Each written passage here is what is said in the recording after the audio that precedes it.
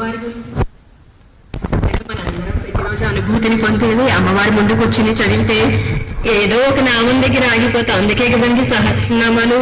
రోజు సహస్రనామాలు చదివేసుకోమని కాదు, సహస్రనామాలు చదివేటప్పుడు ఒక్కరోజైనా ఒక్క నామం దగ్గర మనసు పెట్టి ఆపేసి అమ్మవారిని అనుభవించు. అందుకోసం సహస్రనామాలు. ఒక్కొక్క మంత్రము మన లోపలికి తీసుకునేటప్పుడు అమ్మవారే మనలోకి వెళుతోంది అన్న భావన మనకుందనుకోండి, నీ ఇంట్లో ఉన్నటువంటిది అమ్మవారు కాదు, నీకప్పుడు భయం ఉండదు దేవుడి గదిలోకి వెళ్ళడానికి. నా పిల్ల ఉంది, లేదు నా తల్లి ఉంది, అమ్మా అలా వెళ్ళొస్తాను, కాసేపు ఇల్లు చూసుకోమ్మా, అమ్మ ఊరెళ్తున్నాను, మళ్ళీ ఏం పెట్టలేదు అనుకుంటావేమో, ఈ తేనె 4 రోజులు సర్దుకో, వచ్చాక ఏదో పులగానం చేసి పెడతానులే. ఆ స్వతంత్రం కావాలి అమ్మవారితో. అమ్మో ఇప్పుడు అమ్మవారు నేనేదో చెప్పేసాను, ఇప్పుడు శూలం తీసుకుని నన్ను వచ్చి పొడి చేస్తుందంటే ఆవిడికి పొడవదు. అందుకనే యాదేవి సర్వభూతేషు మాతృరూపేణ సంస్థిత అన్నాం. అలా పొడిచి ఇంక మాతృరూపం ఎందుకు వస్తుందండి? ఎవరిని ఎక్కడ ఎక్కడ అణిచివేయాలో అక్కడ అణిచివేస్తుంది. అలా అణిచివేయాలంటే అంత దుష్టత్వం పెరిగిపోతే తప్పదు కదా. తల్లికి చెడ్డవాడైనా తల్లికి పిల్లే, పిల్లవాడు పిల్లవాడే. కానీ అది మరీ వెళ్ళిపోయి లోకాల్ని బాధిస్తున్నప్పుడు తనలోకే తీసేసుకుంటుంది తప్ప, ఏవండి మాతృస్వరూపుడు అంటూ అన్నిటిని తీసేసుకుంటే ఎలాగండి అంటే కాదు కదండి. అందుకని అమ్మవారు తీసుకుందంటే మళ్ళీ పునఃసృష్టి చేస్తుంది తప్ప ఆవిడ పూర్తిగా నశింపచేయదు. అటువంటి తల్లి ఆవిర్భావం ఎలా వచ్చిందంటే, నిజానికి ఒకానొక సమయంలో దక్షయజ్ఞం మనందరికీ తెలుసు. దక్షుడు గురించి, దక్షుడు నిరీశ్వర యాగాన్ని తలపెట్టారు. దక్షుడేమీ సామాన్యుడు కాదు, ఆయన కూడా మంచి ఇది. కాకపోతే బుద్ధి ఒక్కొక్కసారి అలా ప్రచోదనం చేస్తుంది కదండి. అతను ఏం చేస్తాడంటే నిరీశ్వర యాగం చేద్దామని చెప్పి తలపెట్టి అక్కడి నుంచి అందరినీ కూడా పిలిచాడు. సతీదేవిని ఈశ్వరుణ్ణి పిలవలేదు. కాకపోతే ఎంత కాదన్నా పుట్టిల్లు కదండి, పుట్టింటి వాళ్ళు పిలిచినా పిలవపోయినా ఆడవారికి కాస్త కొంచెం ఎక్కువే మమకారం ఎక్కువ. వాళ్ళు పెట్టేది కాటన్ చీరైనా చాలా ఇష్టంగా కట్టుకుంటాం. పుట్టింట్లో ఇంత చనివిడి పెట్టినా మా పుట్టింటి నుంచి వచ్చిందని 10 సార్లు చెప్పుకుంటాం. అది పుట్టింటి మీద స్త్రీకి ఉండేటువంటి మమకారం. అమ్మవారు పాపం లేదు నేను వెళ్తానని కాస్త వాదించారు. అయ్యవారు అలా కాదు, అక్కడికి వెళితే నీకు నింద తప్పదు, వద్దు వెళ్ళకు, నువ్వు బాధపడతావన్నారు. కాదు, ఆవిడి ఎలాగోలా మారాం చేసావు, లేకపోతే ఆయన్ని ఒప్పించి, నొప్పించి కాదు ఒప్పించి. మనం కూడా గుర్తుపెట్టుకోవాలి, భర్తతో ఆవిడ వెళ్ళింది కాబట్టి నేను కూడా దెబ్బలాడేసి మా పుట్టింటికి వెళ్తాను అనకూడదు. ఆవిడ ఒప్పించింది, ఒప్పించి వెళ్ళారు. ఏమండి ఆవిడికి తెలియదా మరి? ఇంత ఉన్నటువంటి ఆవిడికి ఇది తెలుసు కదా, అక్కడికి వెళ్తే అవమానం. అమ్మవారు ఎందుకు అయ్యవారితో వాదించి మరి ఒప్పించి వెళ్ళారు? నిరీశ్వర యాగం, శివ నింద ఎంత ప్రమాదకరమో మనకి చెప్పడానికి.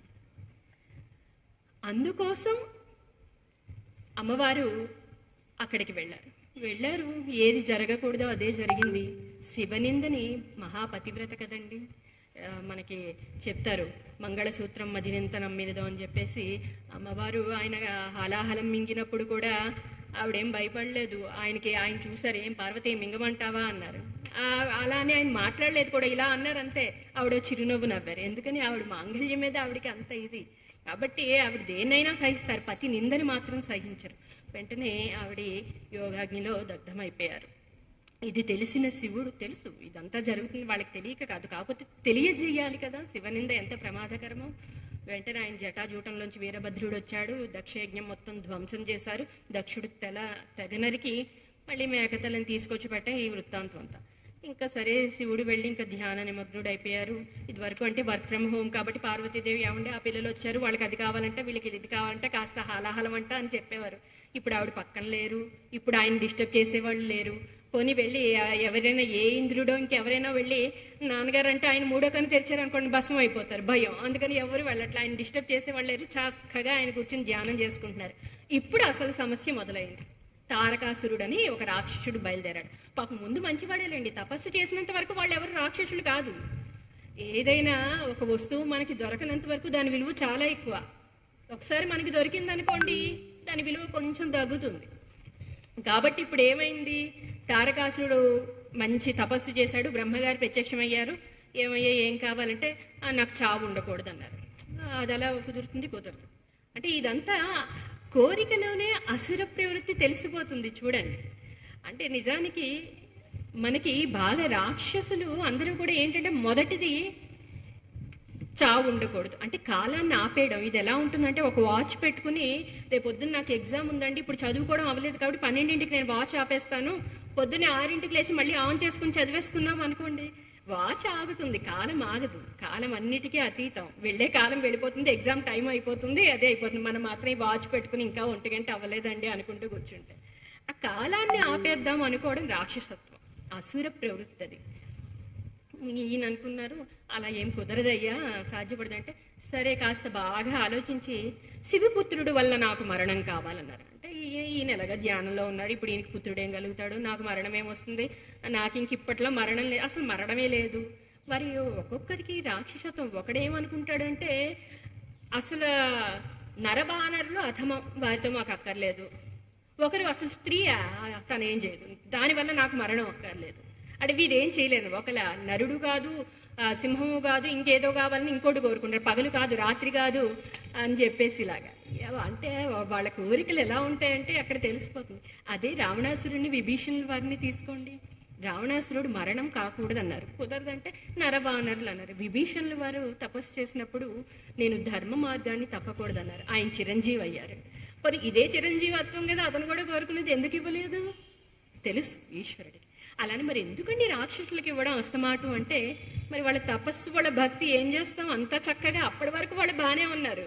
దేవుడు రాగానే వాళ్ళ బుద్ధి కాస్త, అందుకనే ఆ బుద్ధి రూపంలో కూడా ఉన్నది అమ్మవారే, కాస్త ఇటు అటు కదుపుతుందనమాట. ఎందుకంటే వాళ్ళ వచ్చిన ఇది అవ్వాలి కదండి మరి. అందుకని ఇప్పుడు ఏమైంది, ఈయన నాకు మరణం అలా కావాలని కోరుకున్నాడు, బాగుంది. ఇప్పుడు ఆయన ఎక్కడో స్థాను అనేటువంటి ఒక ఆశ్రమంలో కూర్చుని శివుడు చక్కగా ధ్యాన నిమగ్నుడే చేసుకుంటున్నారు.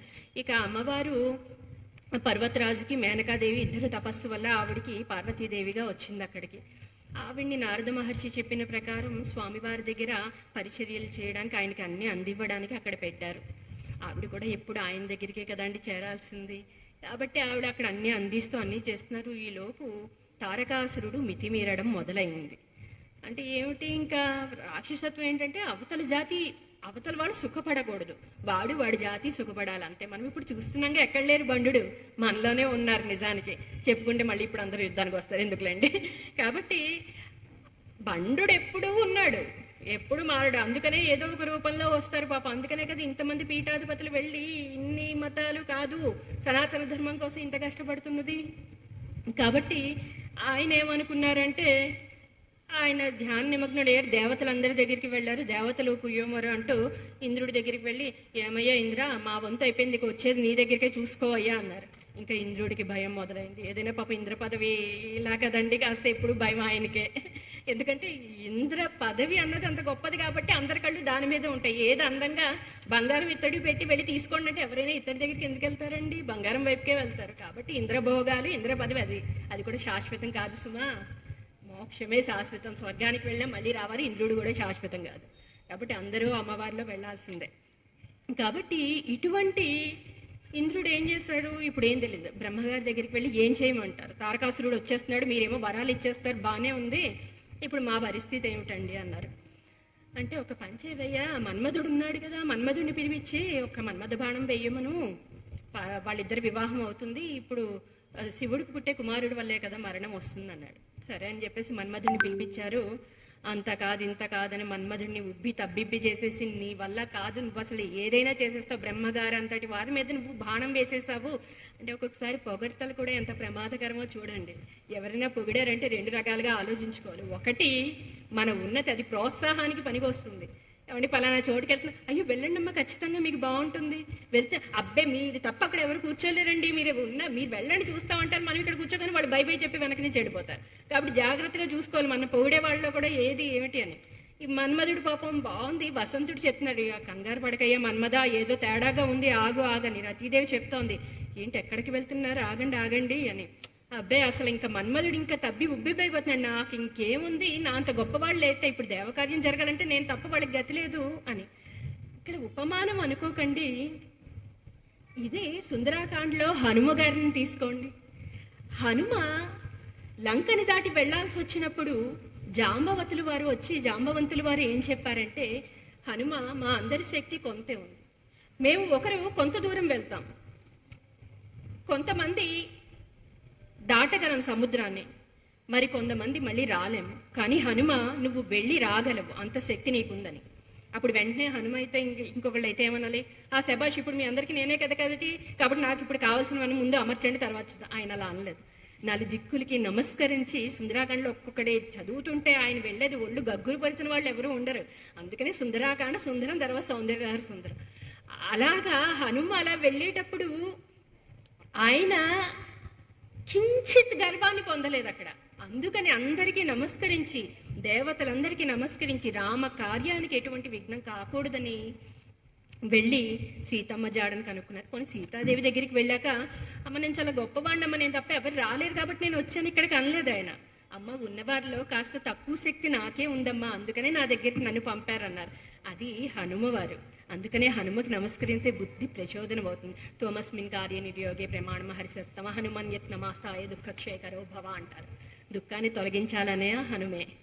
కాబట్టి అటువంటి హనుమ చూడండి, అక్కడ పొగడ్తే, కానీ ఆ పొగడ్తకి లొంగలేదు ఆయన. మరి ఇక్కడ అంటే మనం ఎలా ప్రవర్తించాలన్నవి మనకి పురాణాలు, శాస్త్రాలు చెప్తే, అవేదో ఊరికే పెట్టి అలా బతిలంగా దాచుకోండి గ్రంథాలయాల్లో అని కాదు. అయితే ఇక్కడ మన్మధుడు కాస్త కూడా ఆలోచించలేదు. వెంటనే వెళ్ళాడు, పొదల్లో దాక్కున్నాడు. ఈశ్వరుడికి కింద పార్వతీదేవి చక్కగా అన్నీ అమరుస్తున్నారు, ఈయనేమో కూర్చుని చక్కగా తపస్సు చేస్తున్నారు. ఈయన ఒక్కసారి మన్మథ బాణాన్ని వదిలేశారు. కొంచెమైనా కనీసం ఆయన వచ్చేటప్పుడు తండ్రి అయినటువంటి మహావిష్ణువుకి నమస్కరిస్తే వేరేలా ఉండేదేమో. అలా పోనీ ఈయనకి ఎవ్వని చే జనించు జగం ఎవ్వని అందుడిండు పరమేశ్వరుడెబ్బడు మూల కారణం బెబ్బడు అనాది మధ్యల ఇండెబ్బడు సర్వము తానైన వాడెబ్బడు వాని నాత్మభో ఈశ్వరుని శరణంబు వేడదనని ఒకసారి పరమేశ్వరుడికి 2 చేతులు పెట్టి నమస్కరించి వదిలితే ఇంకోలా ఉండేదేమో. అలా కూడా వదల్లా. కాస్త నేను వదిలేస్తున్నాను, ఇప్పుడు మన్మధుడు కామానికి పడిపోతారు అనుకున్నారు. పాప ఆయన వెంటనే కళ్ళు తెరిచి చూసారు. ఆయనలో కొంచెం చలనం కదిలింది, ఋతువులన్నీ మారాయి. వసంతుడు కాస్త సహకరించినట్టున్నాడు పాపం, అప్పుడే పూలు వాలడం అన్నీ. ఇక ఆయన వెంటనే కనిపెట్టి కళ్ళు మూసుకున్నారు. ధ్యానంలో అక్కడ మన్మధుడు ఉన్నాడని తెలిసింది. వెంటనే 3వ కన్ను తెరిచారు. దగ్ధం అయిపోయాడు మన్మధుడు. ఏ కామం కోసం దేవతలందరూ ఏ కామ్యానికి తీసుకొచ్చారో ఆ కామ్యం తీరలేదు. కాముడు కాస్త దగ్ధం అయిపోయాడు. మన్మథ దహనం, కాముడు దహనం. ఇప్పుడు అసలు ప్రమాదం మొదలైంది. అందరు దేవతలు ఇంకేం చేస్తారండి, వారిది అయ్యింది, వాళ్ళు వచ్చారు, ఇప్పుడు కావాల్సిన కార్యం అవ్వలేదు, వాళ్ళు అయ్యో ఇంకో దారి వెతుక్కుందామని వెళ్ళిపోయారు. పాపం వసంతుడు స్నేహితుడు కదా, కాసేపు బాధపడ్డాడు, వెళ్ళిపోయాడు. రతీదేవి భార్య కదండి పాపం. అమ్మవారి మహాభక్తులు రతీదేవి కూడా ఒక ఆవిడ, లోపాముద్ర రతీదేవి ఇదంతా. అందుకనే శ్రీ విద్యని, లలితని శ్రీ విద్య, మను విద్య, చంద్ర విద్య, నంది విద్య, బ్రహ్మ విద్య, ఇన్ని పేర్లు ఉన్నాయి. అయితే ఆయన వెళ్ళిపోయారు. ఇక పాపం మన్మధుడు ఎక్కడ వాళ్ళు అక్కడికి వెళ్ళిపోయారు. శివుడు కూడా అక్కడి నుంచి లేచి వెళ్ళిపోయారు. ప్రమదగణాలన్నీ వెళ్ళిపోయాయి. అన్నీ ఇంకా అక్కడ ఏమీ లేదు. అటుగా వెళుతున్నటువంటి చిత్రకర్మ అనేటువంటి ఒక గణానికి అధ్యక్షుడు ఆయన. అంటే ఇలాంటి గణాలు చాలా ఉంటాయి, గణపతులు అనే అంటారు వాళ్ళని కూడా.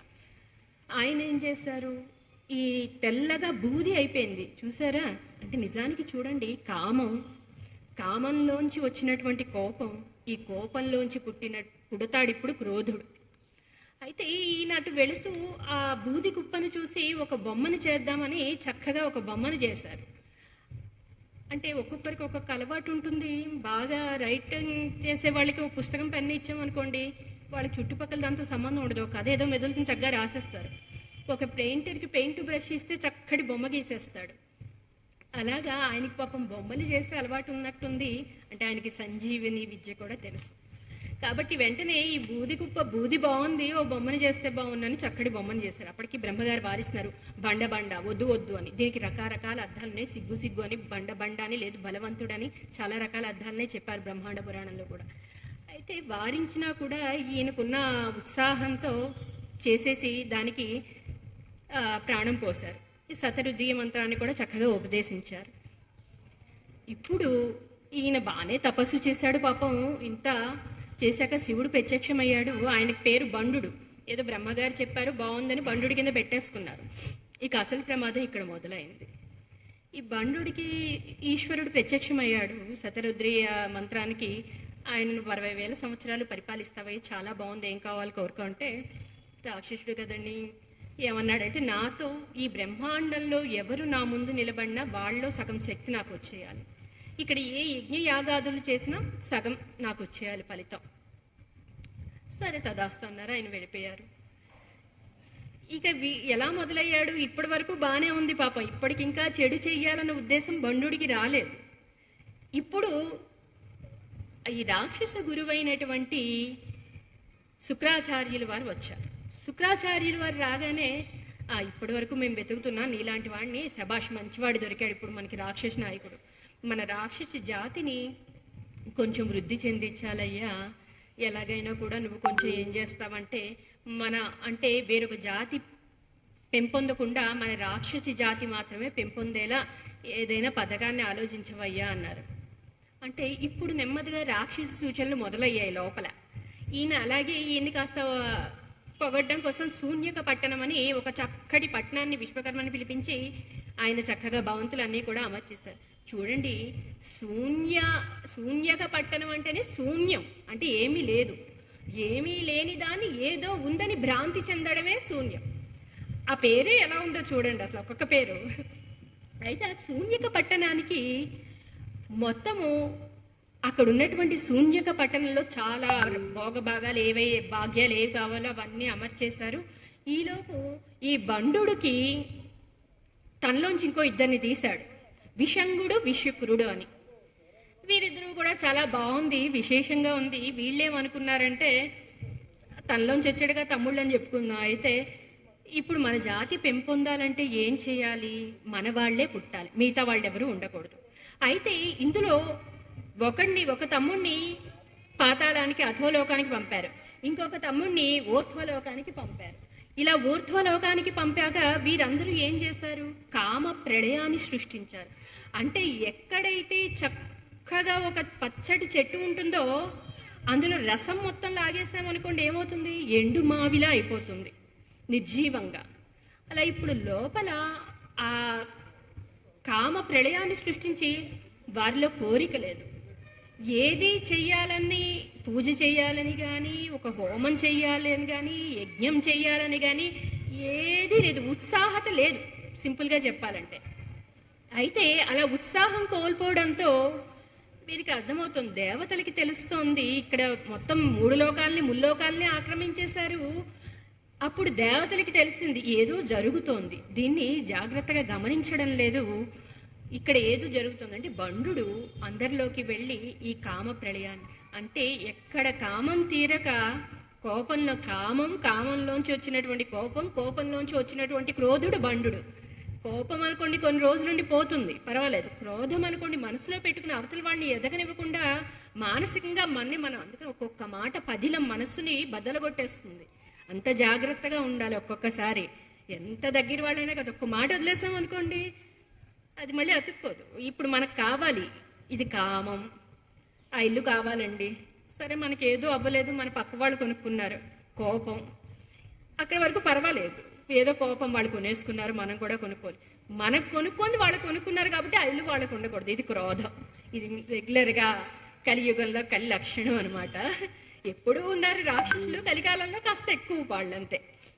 కాబట్టి ఇక్కడ ఏదైతే ఈ ప్రళయం వచ్చిందో చాలా విచిత్రంగా, అంటే కరోనా వైరస్ మన అందరికీ తెలిసిందే కదా, వాయు రూపంలో లోపలికి వెళ్ళి మనుషుల్నే తీసుకెళ్ళిపోయింది. ఇప్పుడే కాదు, అప్పుడు కూడా బండు అలాగే చేశాడు. వాయు రూపంలో అందరిలోకి ప్రవేశించి ఈ కామ ప్రళయాన్ని, ఏ కోరికలు అయితే ఉంటే వాటిని పూర్తిగా తీసేశాడు.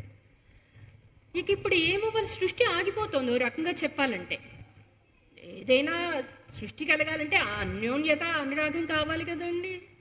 ఇప్పుడు ఎలా? సరే వీళ్ళందరూ కలిపి వెళ్ళారు. నాన్నగారు ఇంకా ఇంటి పెద్ద ఆయన ఉన్నారు కదండి, బ్రహ్మగారు లేకపోతే విష్ణు, వీళ్ళ దగ్గరికే వెళ్తారు. కాబట్టి చాలా గొప్పగా ప్లాన్ వేశాడు బండు మాత్రం, చాలా చక్కగా. ఈ శూన్యక పట్టణం శుక్రాచార్యుల వారు వీడికంటూ చక్కగా వచ్చి ధూమిక అనే ఓ చెల్లి కూడా వచ్చిందండో. ఆ పేర్లు చూసారా? ధూమిక అంటే దిట్టమైన పొగ అనమాట, కనిపించకుండా. ఆ పేర్లు ముందు ముందర ఇంకా మంచి పేర్లు వస్తాయి చూడండి. తాళజంగుడు, తాళజబుడు, కుటిలాక్షుడు, ఆ పేర్లలోనే తెలిసిపోతాయి. అందుకనే పేర్లు పెట్టుకున్నప్పుడు లక్ష్మి అన్నప్పుడు లచ్చి లచ్చి అనకుండా లక్ష్మి అని సవ్యంగా పిలవాలి, అప్పుడు లక్ష్మీదేవి వస్తుంది. కాబట్టి ఇంత కూడా బాగానే ఉంది అనుకున్నారు ఇక్కడ దేవతలు కనుక్కుని, ఇది బండు చెప్పినటువంటిది కాబట్టి ఇప్పుడు ఈ బండు నుంచి మనం రక్షించుకోవాలంటే ఏం చేయాలి అని విష్ణువు దగ్గరికి వెళ్ళి అడగగానే ఆయన, ఇది నా వల్ల కూడా కాదయ్యా. ఎవరు? లోకంబులు లోకేశులు లోకస్తులు తెగినది నలోకంబు పెంజీకటి కబ్బల డెబ్బం డేకాకృతి వెలుగు నాతని నే సేవింతునంటాడు గజేంద్రుడు. అటువంటి విష్ణువు నా వల్ల కాదన్నారంట. ఇంకా ఆయన వల్ల కాదంటే ఇంకెవరండి? అయితే బ్రహ్మలో ముగ్గురులో ఎవరో ఒకళ్ళు చేయాలి, బ్రహ్మ విష్ణు మహేశ్వరులు. వీరు కాకపోతే ఇక వెళ్ళాల్సింది ఈ బ్రహ్మాండాన్ని దాటి ఆవలికే వెళ్ళాలి. ఒక పని చేద్దాము, ఇది నా వల్ల కూడా కాదు, ఇక పైన వేరొక శక్తి ఏదో ఉండాలి, అక్కడికి వెళ్ళి ఒకసారి మనకి ఏమైనా దొరుకుతుందేమో చూద్దామనుకున్నారు. అయితే అలా వెళ్ళిన వారికి ఆ పైన మొత్తం అక్కడ ఉన్నటువంటి వీడికి ఏం తెలియకూడదు కదండి, మళ్ళీ బండుడికి. ఈ వాడు గూఢచారులు పెట్టాడు ఎక్కడికక్కడ, చాలా జాగ్రత్తగా ఏం జరుగుతోందో అని. కాబట్టి వాడికి తెలియకుండా వీళ్ళు అవతలికి వెళ్ళాలి. అందుకని విష్ణు ఒక మాయను పంపించారు. ఆయన మరి ఏదో ఒక మాయనే, ఆయన లేకపోతే ఎవరండి మరి. కాబట్టి అందుగలడిందు లేడని సందేహం ఇందు వలదేందెందు వెతికి చూసిన అందందే గలడు దానవాగ్రని. ఆయన ఎక్కడ లేడండి, అన్ని చోట్ల ఉన్నాడు. కాకపోతే లేనట్టు ఒక మాయని శ్రీకృష్ణ పరమాత్ముళ్ళు ఆయన అలా కప్పు ఉంచుతారు, లేకపోతే మనం ఎలా బతకగలం. కాబట్టి ఆయన ఒక మాయని పంపాడు. బండు పాపం అప్పటి వరకు యజ్ఞాలు యాగాదులు తనకు కావాల్సినవి బాగానే చేసుకుంటున్నాడు. ఎప్పుడైతే ఈ మాయ వచ్చిందో అంటే ఈ మాయలో పడిపోవడం మొదలు పెట్టాడు. ఏదో ఒకటి ఎంతటి వారికైనా ఒక చిన్న ఇది ఉంటుంది చూసారా, అలా ఈ మాయలో పడిపోయాడు. ఇక ఎలా అయినా కూడా మిగతావి కాస్త తగ్గాయి. ఇక ఇదే అదును చూసుకుని దేవతలందరూ కలిపి వెళ్ళారు పైకి. వెళ్ళి ఈ బ్రహ్మాండాన్ని దాటి ఆవలి బ్రహ్మాండానికి వెళ్ళాలి. ఆవలి బ్రహ్మాండానికి వెళ్ళాలంటే ఈ బ్రహ్మాండానికి చిన్న రంధ్రం చేయాలి. అక్కడ ఉన్నటువంటి ఈ ఏనుగు సమూహాలన్నిటినీ తీసుకొచ్చి వాటి కుంభస్థలాలతో ఈ బ్రహ్మాండాన్ని బద్దలు ఇన్ని ఏనుగులు కలిపితే ఇంత బీటిచ్చిందిట. దానికో చిన్న రంధ్రం చేసి పాపం ఇరుక్కుని ఎలాగో ఆవలి బ్రహ్మాండానికి వెళ్ళారు. మళ్ళీ ప్రమాదం ఎవరికి తెలియకూడదు కదండి, ఏదో దొంగతనం చేసి తేలి కుట్టిన దొంగలాగా ఎవరికి తెలియకుండా నెమ్మదిగా వెళ్ళాలి. అంటే దేవతలు ఎందుకండి దేవతలకి ఇంత కష్టం అంటే, నిరీశ్వర యాగానికి వెళ్ళారు. అక్కడ గుర్తుందా, అక్కడ వారు భయం చేత దేని చేతైనా వెళ్లకుండా ఈశ్వరుని నమ్ముకునుంటే వేరేలా ఉండేదేమో. వీరందరూ నిరీశ్వర యాగానికి వెళ్ళారు, వీళ్ళకి బుద్ధి చెప్పాలనుకున్నారో ఏమో మరి, అందుకే ఇంత కష్టం వచ్చిందేమో. కాబట్టి అందరూ కలిపి బ్రహ్మాండాన్ని దాటి ఆవలి బ్రహ్మాండానికి వెళ్ళారు. అక్కడ కొన్ని కోట్ల బ్రహ్మాండాలు కనిపించాయి, కొన్ని కోట్ల సూర్యుళ్ళు, కొన్ని కోట్ల చంద్రుళ్ళు. ఏమో అర్థం కాలేదు దేవతలకి. ఇతపూర్వం వాళ్ళు కూడా చూసి ఉండలేదా, విష్ణువు వీళ్ళకంటే తెలుసు. కానీ ఇన్ని కోట్ల బ్రహ్మాండాలు, ఇంతమంది విష్ణువులు, ఇంతమంది శివులు, ఇంతమంది అమ్మవార్లు, ఇంతమంది ఉన్నారు. వారికి ఇంకేం తెలియలేదు. ఎవరిని ఇప్పుడు కనుక్కోవాలి? ఇప్పుడు మనం ఏదో బ్రహ్మాండం అయితే దాటి వచ్చేసాం, చూస్తే ఇన్ని ఇల్లులు ఉన్నాయి, ఏ ఇంటికి వెళ్ళాలో వాళ్ళకి అర్థం కాలేదు. ఇప్పుడు వాళ్ళకి కరెక్ట్ అడ్రస్ తెలియలేదు, మొత్తానికి దాటి వెళ్ళారు. కానీ అయితే నిజానికి అప్పుడు కరెక్ట్ GPS రాలేదనుకుంటా, ఇప్పుడు మనం కనిపెట్టేసాం. కాబట్టి అక్కడికి వెళ్ళాక అక్కడ కనిపించారు నిరాలంబం నిరజ్ఞానం పంచభూతరహితమైనటువంటి చిన్మయ ఆకాశం కనిపిస్తుంది. అక్కడ కనిపించాడు. ఆ ఆకాశంలో నిలబడి చిదాకాశ స్వరూపమైనటువంటి మహాశంభుడు. ఎలా ఉన్నారండి ఆయన? మబ్బు వంటి నల్లని రూపం, ఒక చేతిలో శూలం, ఒక చేతిలో కపాలం, త్రినేత్రం కలిగి ఉన్నారు మహాశంభుడు. ఆయన్ని చూసి ఈయనే శంభుడు ఆకారం తెలిసిపోతుంది కదండి. ఆయన పక్కనే ఉంది శాంభవి అమ్మవారు. ఆవిడ అక్షమాల పుస్తకం ధరించి చెందిన వలె అందంగా చిరునవ్వులు చిందిస్తూ ఉంది. తల్లి బాగుంది, తల్లి తండ్రి ఇద్దరు కనిపించారు, ఏదో ఒక మార్గం దొరికింది, మీరు ఏదైనా చెప్తారేమో అని గబగబా దేవతలందరూ వెళ్ళి చెప్పబోతుంటే, పిల్లలు కదా, మనసు తెలిసిన తల్లిదండ్రులు కదా, కంగారు పడకండి, మీరు వచ్చింది నాకు తెలుసు, కానీ ఇది నా వల్ల కూడా సాధ్యపడదు. ఎందుకంటే వచ్చినటువంటి ప్రళయం సామాన్యమైనది కాదు, బండు సామాన్యమైనటువంటి వాడు కాదు. దీనికి అమ్మవారు ఒక రూపాన్ని తీసుకుని మళ్ళీ రావాలి. అలా రావాలంటే అమ్మవారి ఆవిర్భావం జరగాలి. అలా జరగాలంటే అమ్మవారిని స్తోత్రం చేయాలి. అంటే ఇప్పుడు అమ్మవారికి ఏది ప్రీతో అది చేయాలి. యజ్ఞస్వరూపిణి, అక్కడ నారాయణుడికి అదే పేరు, ఆవిడికి అదే పేరు. నారాయణ నారాయణి, ఇద్దరు అన్నా చెల్లెళ్ళు, ఇద్దరికే అభేదం. ఆయన అలంకార ప్రియుడు, ఆవిడ అలంకార ప్రియురాలు. కాబట్టి వెంటనే ఇప్పుడు హోమం చేయాలి, అమ్మవారికి ప్రీతి చెందించాలి. ఎలాంటి హోమం అయితే సరిపోతుంది? ఇక్కడ కింద భూలోకంలో ఏది చేసినా ఈ బ్రహ్మాండంలో బండుడికి తెలుస్తుంది. ఇప్పుడు పోని వాళ్ళు ఎంత కష్టపడి చేసినా ఇందులో సగభాగం బండుడికి వెళ్ళిపోతుంది. ఇక బండుడు వెళ్ళిపోతే ఇంకేముండదు, విష్ణువు శక్తే పనికిరాదని పైకి వెళ్ళిపోయారు. కాబట్టి ఇక్కడ సరిపోదు. పైనున్న సప్త సముద్రాల్లో ఒక సముద్రాన్ని ఎండగట్టారు పూర్తిగా ఎండగట్టక చిదగ్ని మహాశంభుడు ఆయన త్రినేత్రం నుంచి అగ్నిజ్వాలతో అగ్నిని రగిల్చారు. వాయుస్వరూపంలో ఉన్నారు. అమ్మవారు క్రియాశక్తిగా మారింది శాంభవి. ఇక మిగిలిన సముద్రాలన్నీ కూడా హవిస్సులుగా తీసుకొచ్చారు. ఆవర్తక పుష్కల అనేటువంటి 2 ప్రళయ మేఘాలని సుక్కుసువాలుగా అందులో వేసేటువంటి గరిటెలుగా వాడారు. ఇప్పుడు వేదంలో ఏది చెప్పబడిందో అలాంటి ఒక గొప్ప యాగం జరుగుతోంది. దేవతలందరికీ ఇతపూర్వమే ఏమేం చేయాలన్నదాన్ని మహాశివుడు మొత్తం వివరించేశారు. ఇక చివరికి వచ్చింది హోమగుండాన్ని. చక్కగా మామూలుగా మనమైతే ముగ్గులు పూలు పెడతాం, నక్షత్రాలను అక్కడ అలంకరించారట హోమగుండం చుట్టూ. ఎటువంటిదో చూడండి మరి. అందుకని కదా చిదగ్నికుండ సంభూత అన్నాము. ఇప్పుడు అందులోంచి రావాలి అమ్మవారు. అంత చివరికి వచ్చింది. ఇక చివరిగా దేవతలందరూ కూడా వారి వారి శక్తిని అందులో వేయాల్సింది. ఏమిటి? ఆ తల్లి ఇచ్చిన దాన్ని ఆ తల్లికి ఇవ్వడం, అంతే.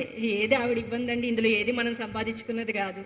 ఇందాక చెప్పుకున్నట్టు సప్త ధాతువుల్లో ఏ ఒక్క ధాతువు మనది కాదు. ఇంకా మనం సంపాదించింది ఏమిటి? ఆవిడ పెట్టిన బుద్ధితోని ఇవన్నీ చేసేసాను, నేను చేస్తానండి, నేను కట్టానండి అంటాం.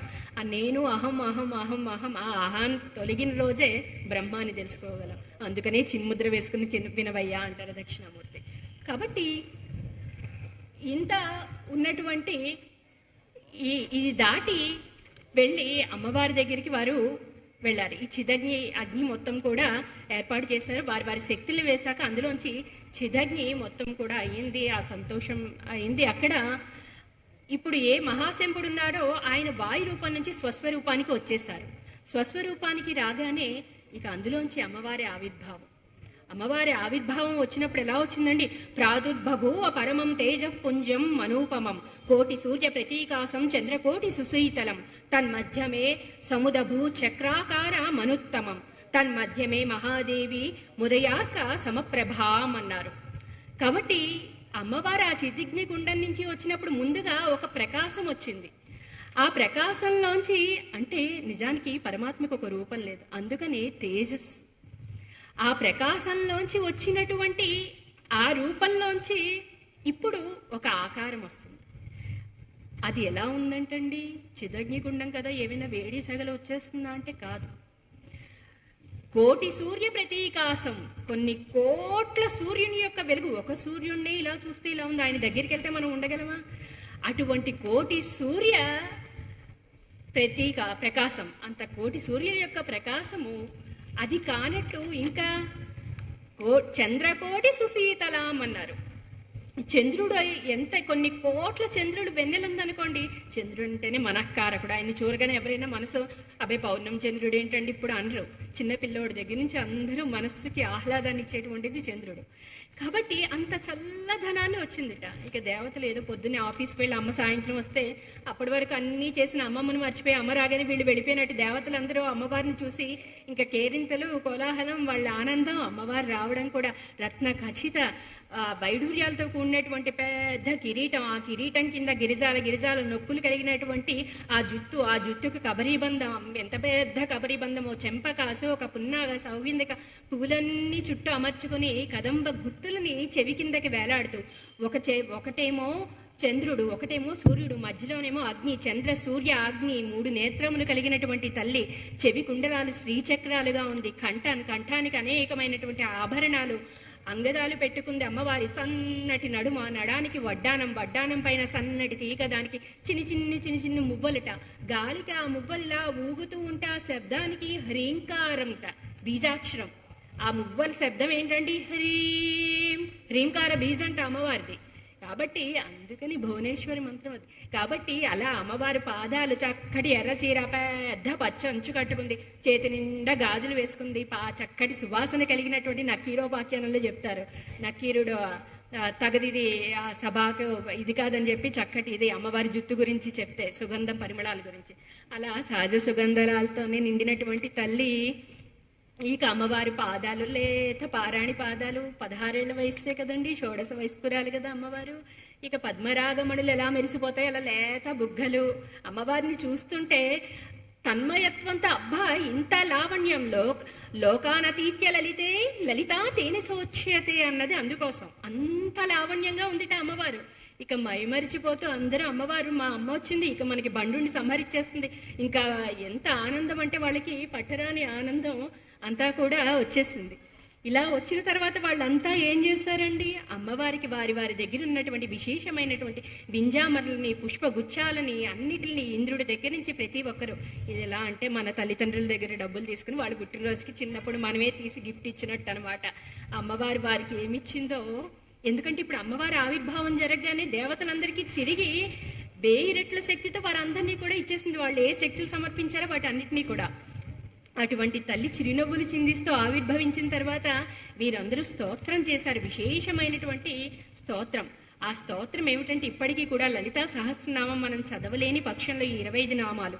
సింహాసనేసి లలిత మహారాజ్ఞి పరాంకుశ వరాంకుశ చాపిని త్రిపురా చైవ మహా త్రిపుర సుందరి సుందరి చక్రనాథ చ సామ్రాజ్ఞి చక్రిణీ తథా చక్రేశ్వరి మహాదేవి కామేశి పరమేశ్వరి కామరాజప్రియ కామకోటిక చక్రవర్తిని మహావిద్యా శివ నంగవల్లభ సర్వపాటల కులనాథ ఆమ్నాయనాథ సర్వామ్నాయ నివాసిని శృంగార నాయిక చేతి 25 నామభిహి అంటారు.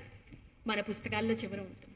ఆ 25 నామాలు కుదరని పక్షంలో ఏమండి మాకు మినహాయింపులు అలవాటే కాబట్టి పర్వాలేదు, రోజు లలిత చదువుకోలేము, రోజు ఇదే చదివేస్తాం 25 నామాలు అన్నారనుకోండి, ఫలితం లేదని కాదు, అత్యవసర మార్కులతో మనం పాస్ అవ్వడమును డిస్టింక్షన్కి తేడా ఉంటుంది కదండి.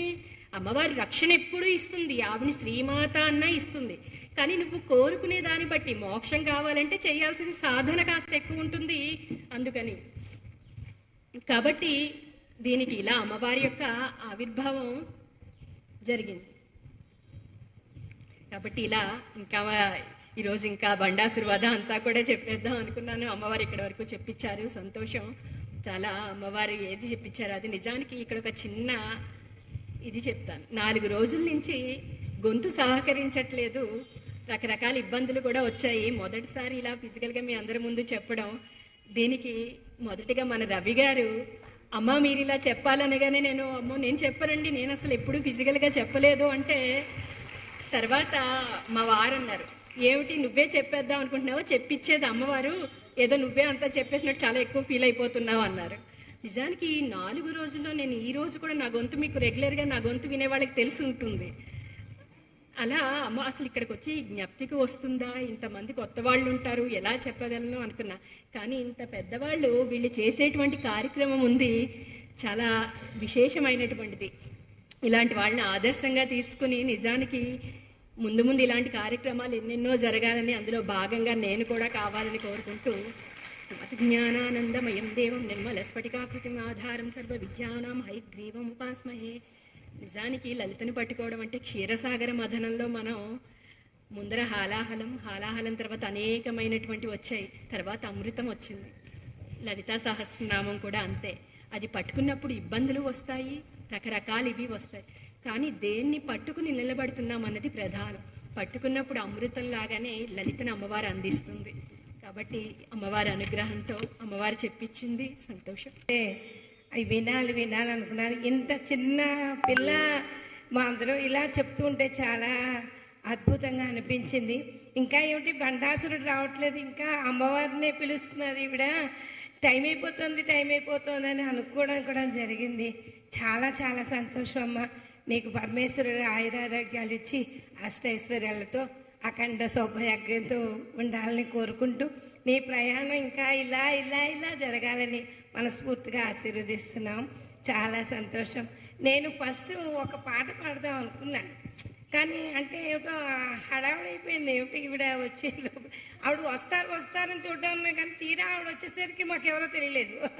అది లిటిల్ బిట్ కన్ఫ్యూజన్. చిన్నగా ఒక్క మాట చెప్తా. కాత్యాయని కన్న తల్లి మమ్మేలు భక్తావని కల్పవల్లి నీ సేవలే నిత్య సంకీర్తనములే మా జీవితాల భాగ్యాలు సౌభాగ్యాలు. కాత్యాయని శివదేవ సామంతిని జేజేలు భువనైక సామంతిని. నీ చూపు వెలుగులో నీ నవ్వు వెన్నెలో ఏ కాలము మూడు లోకాలు పైనాడు. కాత్యాయని కన్న తల్లి మమ్మేలు భక్తావని కల్పవల్లి. Thank you.